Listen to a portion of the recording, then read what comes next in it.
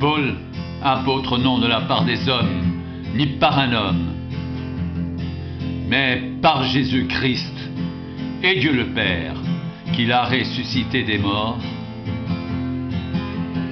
et tous les frères qui sont avec moi, aux églises de la Galatie. Que la grâce et la paix vous soient données de la part de Dieu le Père et de notre Seigneur Jésus-Christ qui s'est donné lui-même pour nos péchés, afin de nous arracher du présent siècle mauvais, selon la volonté de notre Dieu et Père, à qui soit la gloire au siècle des siècles. Amen. Que la grâce et la paix vous soient données de la part de Dieu le Père et de notre Seigneur Jésus-Christ qui s'est donné lui-même pour nos péchés, afin de nous arracher du présent siècle mauvais, selon la volonté de notre Dieu et Père, à qui soit la gloire au siècle des siècles. Amen.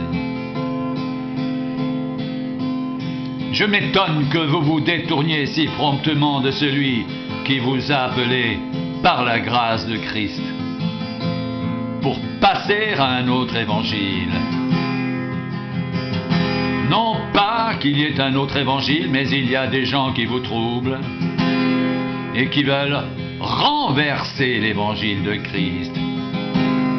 Mais quand nous-mêmes, quand un ange du ciel annoncerait un autre évangile que celui que nous vous avons prêché, qu'il soit anathème.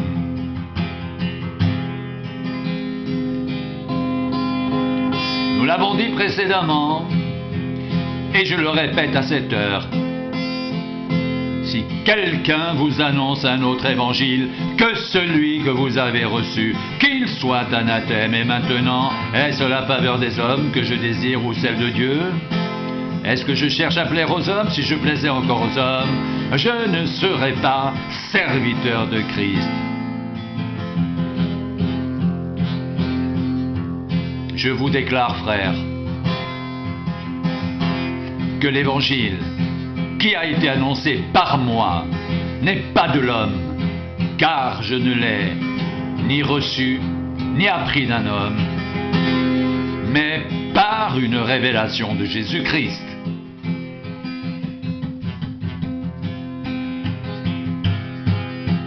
Je vous rappelle, frères, l'évangile que je vous ai annoncé, que vous avez reçu, dans lequel vous avez persévéré et par lequel vous êtes sauvés, si vous le retenez tel que je vous l'ai annoncé, autrement vous auriez cru en vain.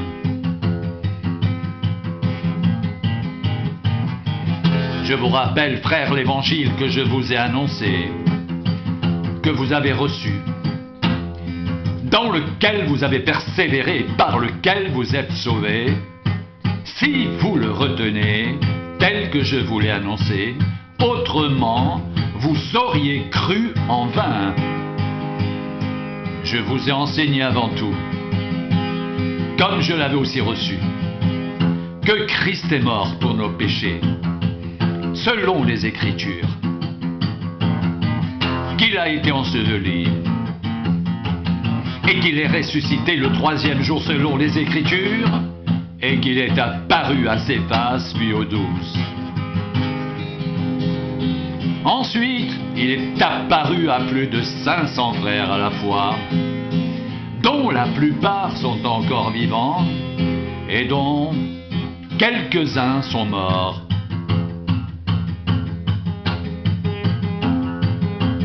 Ensuite, il est apparu à Jacques, puis à tous les apôtres. Après eux tous, il m'est apparu à moi, comme à l'avorton, car je suis le moindre des apôtres. Je ne suis pas digne d'être appelé apôtre, parce que j'ai persécuté l'Église de Dieu.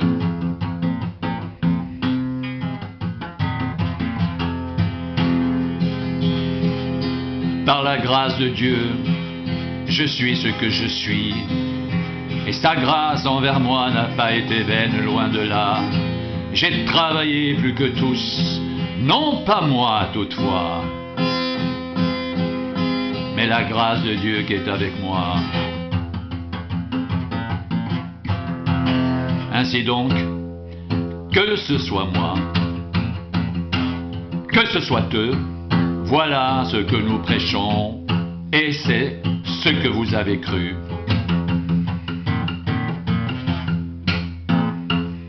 Oh, si vous pouviez supporter de ma part un peu de folie. Mais vous me supportez, car je suis jaloux de vous, d'une jalousie de Dieu, parce que je vous ai fiancé à un seul époux, pour vous présenter à Christ comme une vierge pure.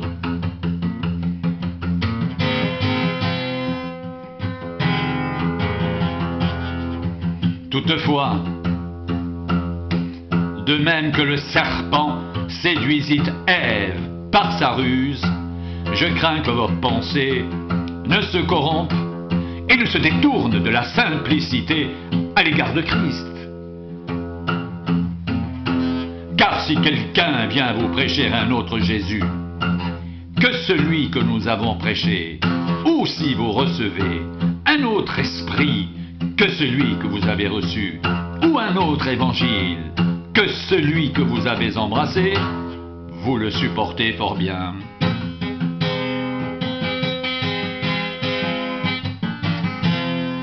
Or, j'estime que je n'ai été inférieur en rien à ces apôtres, par excellence. Si je suis un ignorant sous le rapport du langage, je ne le suis point sous celui de la connaissance. Et nous l'avons montré parmi vous, à tous égards et en toutes choses. Ces hommes-là sont de faux prophètes, des ouvriers trompeurs déguisés en apôtres de Christ. Et cela n'est pas étonnant, puisque Satan lui-même se déguise en ange de lumière. Il n'est donc pas étrange que ces ministres aussi se déguisent en ministres de justice.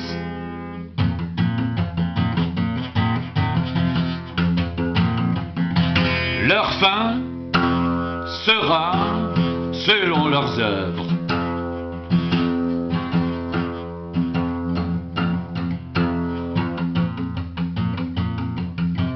C'est pourquoi, ayant ce mystère selon la miséricorde,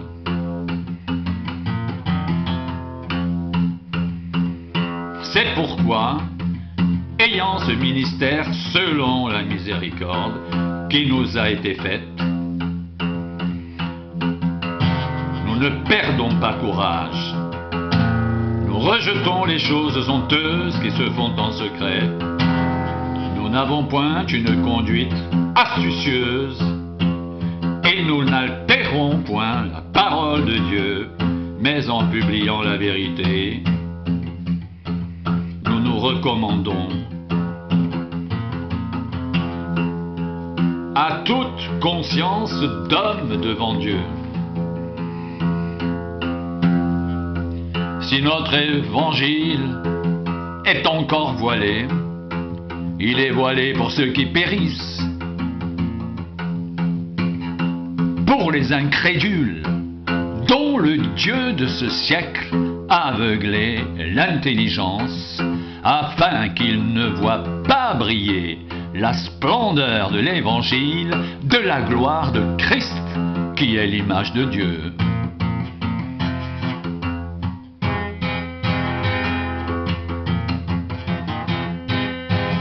Nous ne nous prêchons pas nous-mêmes, c'est Jésus-Christ le Seigneur que nous prêchons. Et nous nous disons vos serviteurs à cause de Jésus. Car Dieu qui a dit, la lumière brillera du sein des ténèbres. a fait briller la lumière dans nos cœurs pour faire resplendir la connaissance de la gloire de Dieu sur la face de Christ. Et nous portons ce trésor dans des vases de terre, afin que cette grande puissance soit attribuée à Dieu et non pas à nous.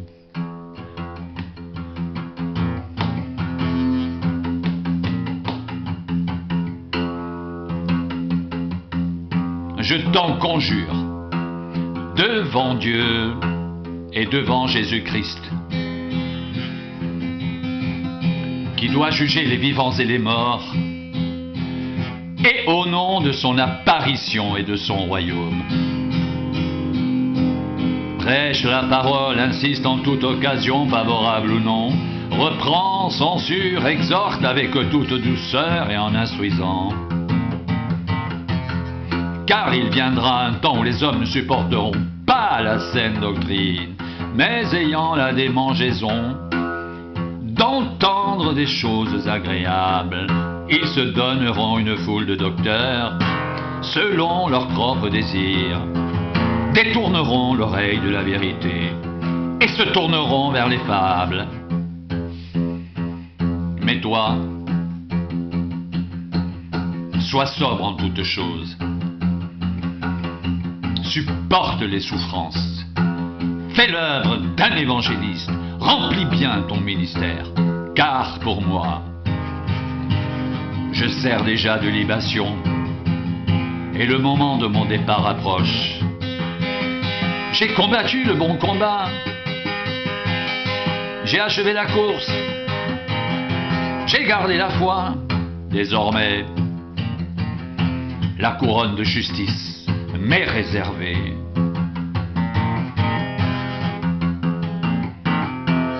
Le Seigneur, le juste juge, me la donnera dans ce jour-là, et non seulement à moi, mais encore à tous ceux qui auront aimé son avènement.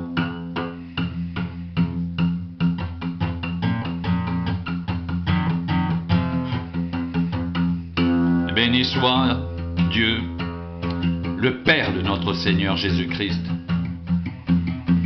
qui nous a bénis de toutes sortes de bénédictions spirituelles dans les lieux célestes en Christ. En lui, Dieu nous a élus avant la fondation du monde pour que nous soyons saints et irrépréhensibles devant lui, nous ayant prédestinés dans son amour à être ses enfants d'adoption par Jésus-Christ, selon le bon plaisir de sa volonté, à la louange de la gloire de sa grâce, qu'il nous a accordée en son bien-aimé.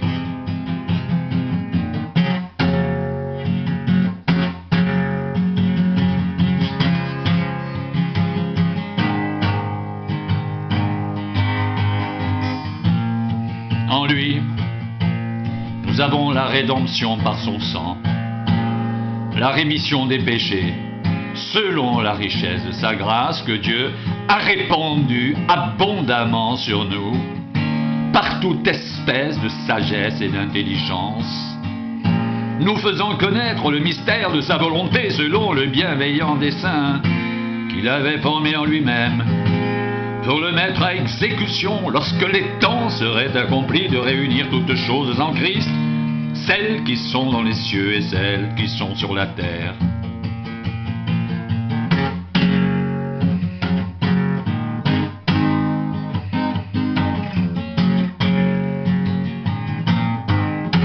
En lui, nous sommes aussi devenus héritiers, ayant été prédestinés, suivant la résolution de celui qui opère toutes choses, d'après le conseil de sa volonté, afin que nous servions à la louange de sa gloire, nous qui d'avance avons espéré en Christ.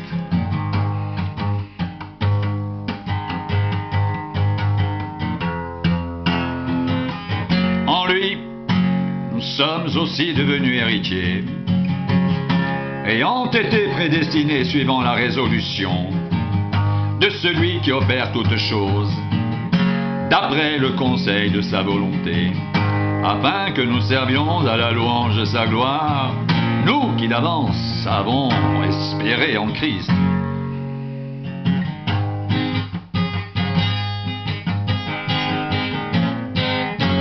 En lui, vous aussi, après avoir entendu la parole de la vérité, l'évangile de votre salut, en lui vous avez cru, et vous avez été scellés du Saint-Esprit qui avait été promis, lequel est un gage de notre héritage pour la rédemption de ce que Dieu s'est acquis à la louange de sa gloire.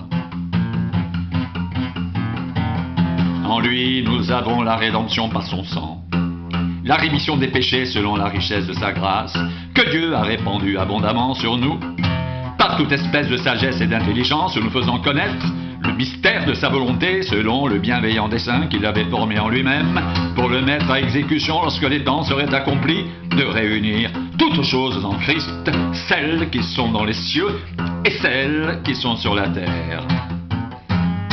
En lui, nous sommes aussi devenus héritiers, ayant été prédestinés, suivant la résolution de celui qui opère toutes choses, d'après le conseil de sa volonté, afin que nous servions à la louange de sa gloire, nous qui d'avance avons espéré en Christ.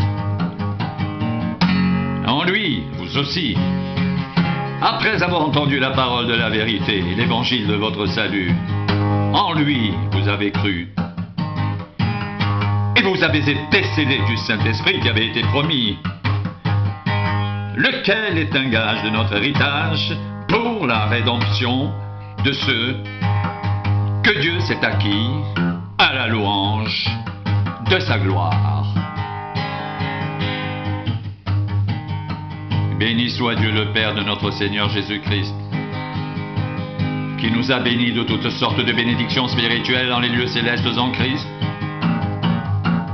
En lui, Dieu nous a élus avant la fondation du monde pour que nous soyons saints et irrépréhensibles devant lui, nous ayant prédestinés dans son amour à être ses enfants d'adoption par Jésus-Christ selon le bon plaisir de sa volonté, à la louange de la gloire de sa grâce qu'il nous a accordée en son bien-aimé.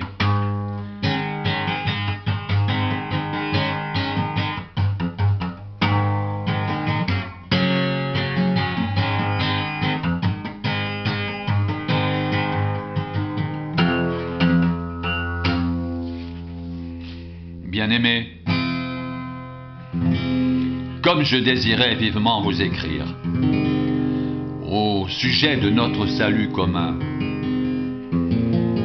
je me suis senti obligé de le faire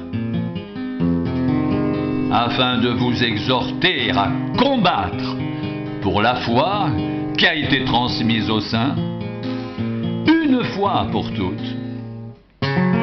Car il s'est glissé parmi vous certains hommes dont la condamnation est écrite depuis longtemps, des impies qui changent la grâce de notre Dieu en dissolution et qui renient notre seul Maître et Seigneur, Jésus-Christ.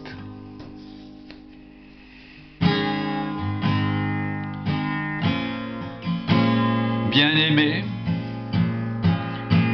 comme je désirais vivement vous écrire au sujet de notre salut commun, je me suis senti obligé de le faire afin de vous exhorter à combattre pour la foi qui a été transmise aux saints une fois pour toutes. Car il s'est glissé parmi vous certaines personnes dont la condamnation est écrite depuis longtemps, des impies qui changent la grâce de notre Dieu en dissolution et qui renie notre seul Maître et Seigneur, Jésus-Christ.